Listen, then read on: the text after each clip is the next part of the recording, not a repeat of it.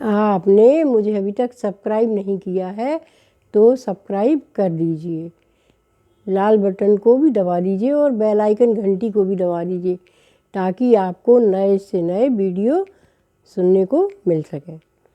मकर संक्रांति आने वाली है और मकर संक्रांति क्यों मनाई जाती है यह पारंपरिक कथाओं से ज्ञात होता है। पारंपरिक कथाएं बहुत हैं। मकर संक्रांति के लिए पारंपरिक बहुत कथाएं हैं। कहते हैं कि आज के दिन ही भागीरथ जी गंगा को पृथ्वी पर लाए थे और वह गंगोत्री से निकलकर और सागर में आज ही मिली थी।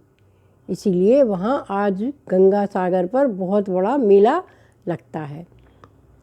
दूसरी यह भी कोई कहते हैं कि आज के दिन सूर्यदेव अपने पुत्र शनि के पास गए थे, इसीलिए मकर संक्रांति मनाई जाती है। आज के दिन सूर्य भगवान अपने पुत्र से मिलने गए थे, बड़े प्रसन्न थे। उनका मिलन आज ही हुआ था।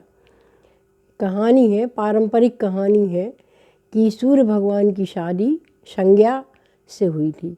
संज्ञा बहुत ही अच्छे आचरण की थी, बहुत सीधी सादी और बहुत सुंदर और बहुत ही नेक थी। पर सूर्य का तेज इतना अधिक था कि संज्ञा उनके तेज को सहन नहीं कर पाती थी। जब भी कभी सूर्य और संज्ञा का मिलन होता तो संज्ञा तड़प जाती, उसके सारे शरीर में जलन होने लगती। तो संज्ञा बड़ी ही परेशान रहती थी। उसने कहा कि हम क्या करें, कि हमें कौन सी तपस्या करें कि हम सूर्य का तेज सहन कर सकें। इसी तरह समय बीतता गया और संज्ञा के यहाँ 3 बच्चों ने जन्म ले लिया, यमराज, यमुना और व्यवस्थ। इन 3 बच्चों के हो जाने के बाद भी संज्ञा सूर्य के तेज को सहन नहीं कर पाती थी। एक दिन उसने कहा क्या किया जाए, तो उसने अपने ही तपस्या के द्वारा एक शरीर से एक छाया को उत्पन्न किया और छाया को उत्पन्न करके उसमें प्राण डाल दिए। वह तो संज्ञा की ही छाया थी, इसीलिए बिल्कुल ही संज्ञा जैसी ही दिखती थी। और उसने कहा, संज्ञा ने छाया से कहा कि तुम सूर्यदेव के यहाँ रहो और सूर्यदेव की सेवा करो और हमारे बच्चों की भी अच्छे से देखभाल करना। मैं तपस्या करने जा रही हूँ क्योंकि मैं सूर्य भगवान का तेज सहन नहीं कर पाती हूँ। तो मैं तपस्या करूँगी तो मेरा तेज थोड़ा सा बढ़ जाएगा, तो मैं सूर्यदेव को सहन कर पाऊँगी। छाया उसके आदेश का उल्लंघन नहीं कर सकती थी, अतः उसने मान लिया और वह सूर्य भगवान के घर संज्ञा बनकर रहने लगी और संज्ञा तपस्या करने चली गई। संज्ञा ने सूर्यदेव के डर से एक गाय का रूप ले लिया और गाय का रूप लेकर वह तपस्या करने लगी। यहाँ बहुत दिन हो गए सूर्यदेव और छाया को रहते रहते, और छाया के यहाँ एक पुत्र उत्पन्न हुआ जो बिल्कुल ही अलग था, काले कलर का अलग ही हुआ। तो सूर्यदेव को थोड़ी सी चिंता हुई, यह मेरा पुत्र कैसे हो गया इतना क्रूप।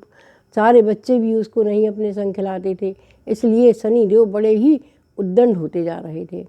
और एक दिन इसी तरह संज्ञा जब छाया और सूर्यदेव बैठे थे तो छाया से उन्होंने पूछा कि हमारा यह पुत्र क्यों काला हुआ।